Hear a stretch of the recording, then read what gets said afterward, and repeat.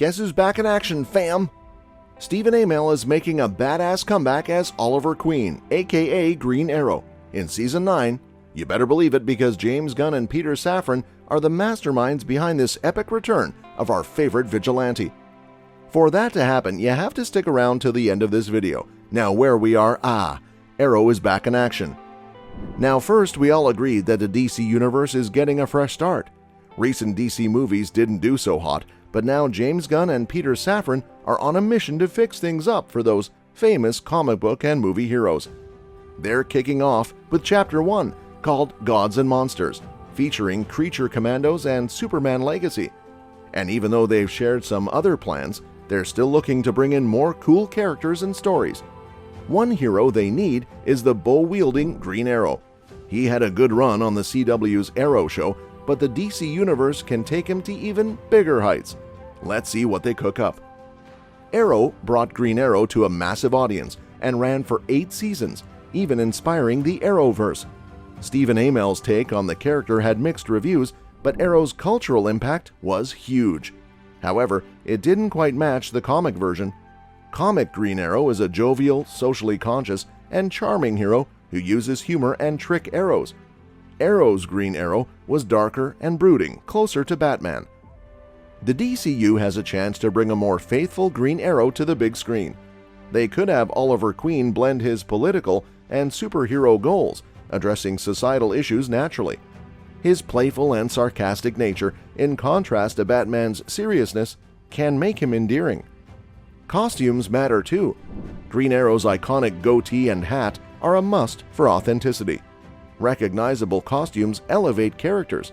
The Arrowverse introduced various Green Arrow family members, but they weren't fully explored. Superhero families are important in DC Comics. Oliver's relationships with Roy Harper, Black Canary, and Connor Hawke shape him as a hero. Developing these connections on screen can make Green Arrow an even more compelling character. Arrowverse is a must-watch for DC fans, and Arrow's success proved TV universes can rival movie ones. The DCU can take Green Arrow to new heights by staying true to the comics and focusing on the Green Arrow family. A more faithful Green Arrow awaits.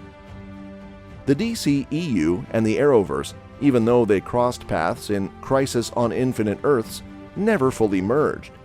There are a few reasons why they remain separate. Both universes were created around the same time. The DCEU kicked off with Man of Steel in 2013, just 8 months after the Arrowverse began with Arrow in 2012. They coexisted without much crossover until the Crisis event in 2020.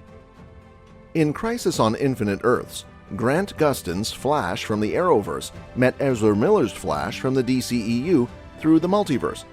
But after that, they mostly went their separate ways. In 2023, both the Arrowverse and the DCEU are ending. The Arrowverse concluded with Gustin's The Flash Season 9 in May, and the DCEU will wrap up with Aquaman and the Lost Kingdom in December. So, despite some encounters, the DCEU and the Arrowverse never fully merged. The main reasons for this separation are the timing of their beginnings and the distinct paths they took. While many DC fans wished to see the Arrowverse and DCEU join forces, there were significant challenges to such a merger. One key problem was the mixed reception that some DCEU films received, creating a cloud of negativity around the cinematic universe. In contrast, the Arrowverse generally had a more positive response. Combining them might have risked harming the Arrowverse more than improving the DCEU. Another issue was the complexity it would add for fans. The Arrowverse had 6 main shows, often with multiple seasons, and keeping up with all of them would be a lot to ask of the audience. The movies also couldn't constantly reference the TV shows, as it might confuse moviegoers who weren't familiar with the Arrowverse. Casting was a significant challenge too. DC would have to decide between actors who played the same characters, like Grant Gustin and Ezra Miller as the Flash. It would also impact the future of DC movies, as many Arrowverse actors already portrayed characters yet to appear in the DCEU. This would either force the movie side to use the same actors or wait to recast in the Flash movie, limiting creative choices. Crisis on Infinite Earths, despite its grand scale, wisely refrained from merging the Arrowverse and DCEU completely. It showcased the possibility of a crossover through the meeting of the Flash characters, played by Grant Gustin and Ezra Miller, all while keeping the two universes separate. This approach skillfully dodged the potential problems a full merger would have posed. By doing so, Crisis on Infinite Earths granted fans the thrilling experience of seeing characters from both universes interact at least once. This one-time interaction was indeed exciting, providing a taste of what could have been without getting bogged down in the complexities and challenges of a full-scale fusion. It was a satisfying compromise that left fans buzzing with anticipation. Now, let's talk about the big thing we mentioned at the start of this video. One possible way that James Gunn and Peter Safran can introduce Stephen Amell as Oliver Queen, aka Green Arrow, in the new DCU web series is by using the multiverse concept that was established in the Flash movie. The Flash movie resets the entire DCU and paves the way for the story slated for Gods and Monsters, the first chapter of the revamped DC Universe. Perhaps, in one of the alternate realities that the Flash visits, he encounters Oliver Queen, who is still alive and fighting crime as the Green Arrow. The Flash could then recruit him to join the new Justice League, or at least form a connection that could be explored later in other projects. This would allow Stephen Amell to reprise his iconic role, while also acknowledging the events of the Arrow TV series and the Crisis on Infinite Earths crossover. Alternatively, Gunn and Safran could use the HBO Max series Waller, which is a continuation of Peacemaker and focuses on Amanda Waller, the leader of the Suicide Squad. Since Waller has a history with Oliver Queen in the comics and the Arrowverse, she could have a reason to bring him back from the dead, or reveal that he faked his death for some covert mission.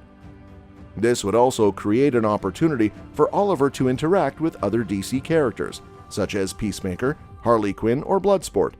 Either way, Stephen Amell's comeback as Oliver Queen would be a welcome surprise for the fans of the character and the Arrowverse, and a testament to the creative vision of James Gunn and Peter Safran.